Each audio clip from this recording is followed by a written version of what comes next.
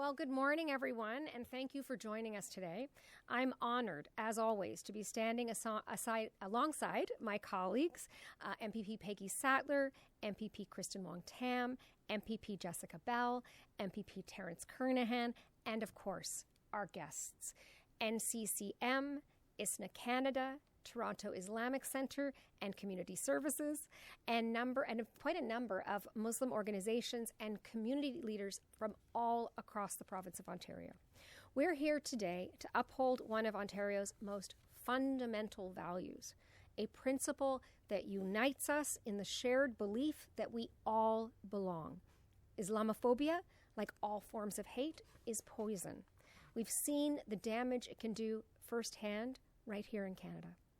And unfortunately, right here in Ontario, with the horrific June 2021 terrorist attack in London that claimed 4 members of the Afzal family and left a 9-year-old boy as the lone survivor. MPP Sattler and MPP Kernahan, who represent London, have seen what Islamophobia can do not only to those who are targeted, but the impact it can have on an entire community. We have to talk about Islamophobia. We can't be afraid to say the word. It is the job of everyone in Ontario to make sure that our neighbors, no matter their faith or background, feel safe in our communities. And that starts with refusing to accept hate anywhere we see it. It means doing the work as legislators to bring forward anti-hate legislation that protects communities, that ensures nobody is targeted with violence because of their faith or their background, and allows communities to live and worship freely. It means making sure that Muslim communities are safe, yes, safe, but also prosperous, so they can thrive and contribute to building this incredible province. This is why I'm proud to share that the Ontario NDP is working on anti-hate legislation that will be tabled this fall to address and combat rising Islamophobia. Muslim Ontarians are not on the margins of Ontario's story.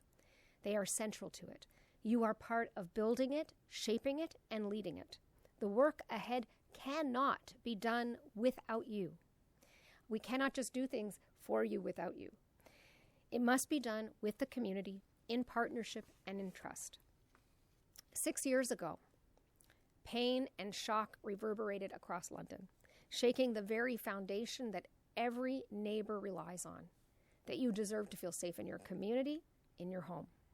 Today, on the anniversary of that senseless act of hate that killed the Afzal family, we are here to tell you that the Ontario NDP stand firmly against rising Islamophobia and anti-Palestinian racism.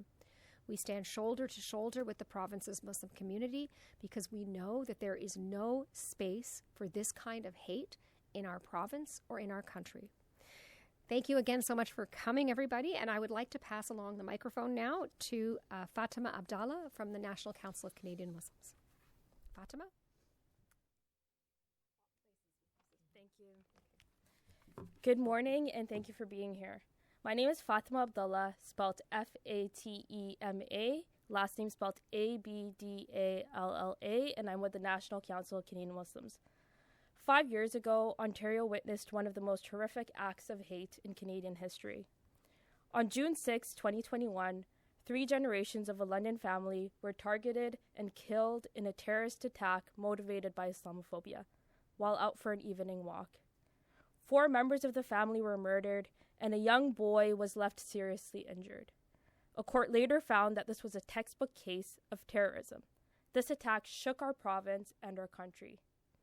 In the aftermath of that tragedy, political leaders across Ontario promised action. Communities were told that words of solidarity would be matched by meaningful reforms to address the root causes of hate. Yet years later, many of those commitments remain unfulfilled. Today, in honoring the memory of our London family, we are calling again for meaningful anti-hate legislation in Ontario. This is not simply about responding to one tragedy. It is about recognizing that hate does not emerge overnight. Hate grows when prejudice is ignored, when communities feel unsafe, and when authorities lack the tools necessary to prevent and respond to hate-motivated incidents. If we do not take the action needed to stop it, hate spreads like a cancer. The London terrorist was mentioned explicitly as one of the heroes of the mass shooters of the recent attack at the Islamic Center of San Diego. Ontario needs a proactive strategy that focuses on prevention, accountability, and community safety. That means ensuring our schools have the resources and curriculum supports necessary to combat Islamophobia, racism, and all forms of hate before they take root. Young people should grow up learning about one another and not fearing one another. It means strengthening accountability around hate crimes and hate-motivated incidents. Communities deserve confidence that incidents are being tracked, investigated, and reviewed properly, and that lessons are being learned to improve systems and ensure that enforcement is effective. It means confronting organized hate and violent supremacist activities wherever it appears. We cannot wait for another London terror attack. We cannot wait until racist and hateful extremism lead to violence before taking action. And it means ensuring that racialized communities have a meaningful voice in shaping the policies that affect their safety and well-being. Those most impacted by hate should have a seat at the table when solutions are being developed. The reality is that hate continues to affect communities across Ontario. NCCM has documented alarming rises and increases in Islamophobia and anti-Palestinian racism in recent years, demonstrating that the need for action remains urgent. This is not a partisan issue.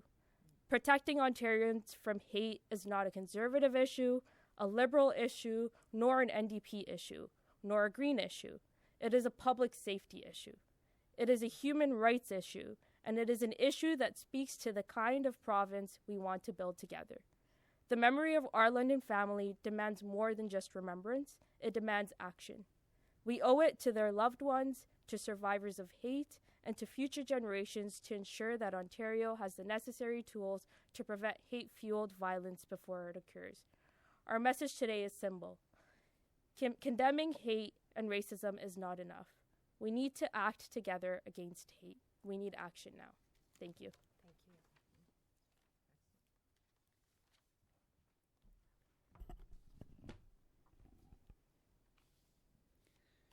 Assalamu alaikum, greetings of peace. My name is Delia Hashim. I serve as the Youth Outreach and Public Relations Manager at the Islamic Society of North America, otherwise known as ISNA Canada, a national Muslim organization that has been serving Muslim communities and youth for over 40 years through programs at our centers and on campuses across the country. We work directly with Muslim youth every day, and what we are hearing from them and from non-Muslim young people alike is this: we want action, not rhetoric.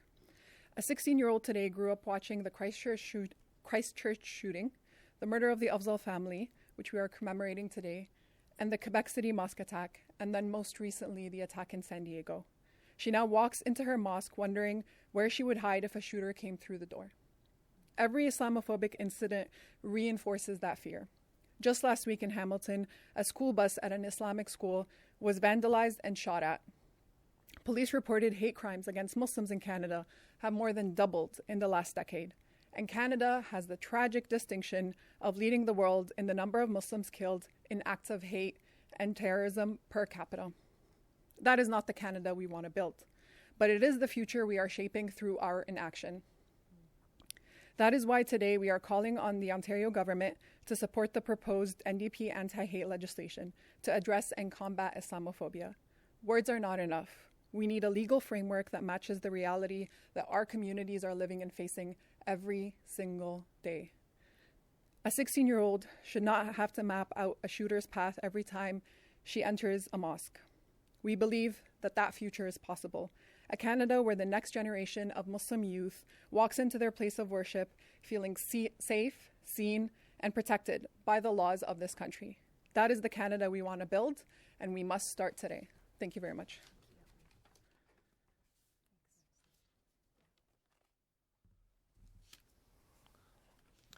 Good morning and thank you. My name is Shafi Nalir. I'm the General Manager at the Toronto Islamic Centre and Community Services.